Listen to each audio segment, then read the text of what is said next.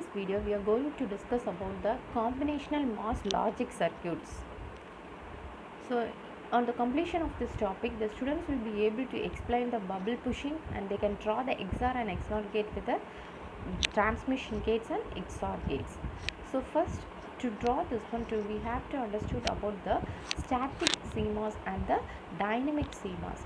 So, the static CMOS is nothing but this is completely it is a combination of two networks that we call it as pull up network and the pull down network. So you can see the figure which shows the logic gate where all the n inputs are distributed to both the pull up and the pull down network, and you can see the same operation of the pull down network also. So here we can see about the dynamic networks. So the static networks, you can see this, if you are giving the value of NMOS is 1 means the PMOS value will be is equal to 2 in the case of static, and dynamic, if this NMOS is 1 then PMOS is equal to also equal to 1. So here this pull down networks has a connection from VDD to F when this F value is equal to 1, and pull down network makes a connection from the VDD to VS when this F value is equal to 0. So this complementary logic gate is a combination of both this pull down network as well as the pull up network. So here this is one of the logic to reduce the number of transistors to implement both the function in the purpose of robustness and also in the purpose of power consumption. So the main purpose of this pull up network, it's a complementary CMOS, is to provide the conditional path between the VDD and the output when this PD, that is pull down network, is turned off, and this entire pull up network is replaced with a single node, that is we pulls the output for the high output, and instead of this combination of this active pull down and pull up network, this gate consists of the NMOS pull down network, so which realizes the logic function as a simple device. So here you can see the series connection as well as the parallel connection. So the series connection, this A and B are connected in series, and in the parallel connection it is connected in the parallel. So we will be writing this as A plus B in the terms of parallel combination. In terms of serial combination, we write it as A dot B. Next one is bubble shifting. So in bubble shifting, mainly this is used for minimizing the two-level logic expression. So here you can see the two input NAND gate, two input NOR gate, two input AND gate, and two input OR gate. So here the main thing is to find out the algebraic simplification based on the systematic procedure, and also here we are using to find out the problems, that is if there is any change in the both onset rows as well as the offset rows, this will be having the same value in both onset rows to keep the A as constant, and also to keep the different value in two rows in B to eliminate the B. So here we have two input NAND gate, two input NOR gate, and two input OR gate.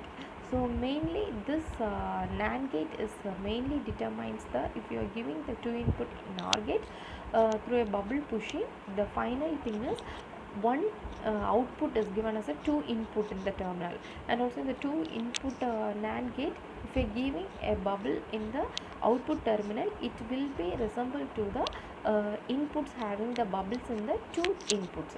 And also if you are giving a no input, that is in the AND gate, we won't give any bubble to the AND gate.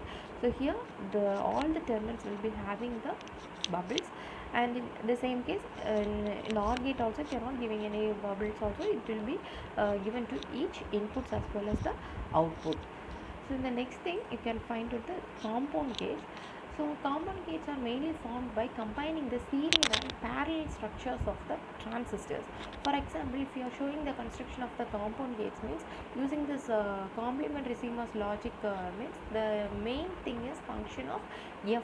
So you have to find out the value of F, that is A, B and C. If you are giving the input, you have to find out the value of the F.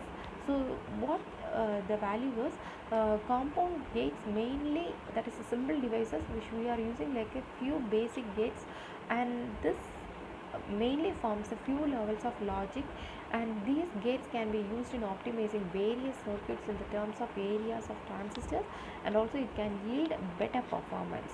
We can represent this in the same in the Boolean logic by creating the circuit diagram. So you can see the combining simple logic gates. This logic gates can be built up into chains and in logical decisions. Some logical decisions may have more than two inputs. So this diagram shows the complex logic gate combining the three simple gates, and here this it is capable of generating all the possible logic gates like AND, NAND, inverter, OR, NOR, XOR and XNOR for the given inputs. So mainly this realizes the possible input logic operations by using the same scheme.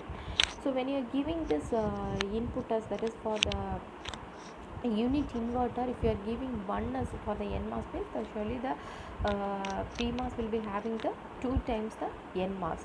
So in the case of serial and as well as in the parallel connection, you can find out the delay for the transistors.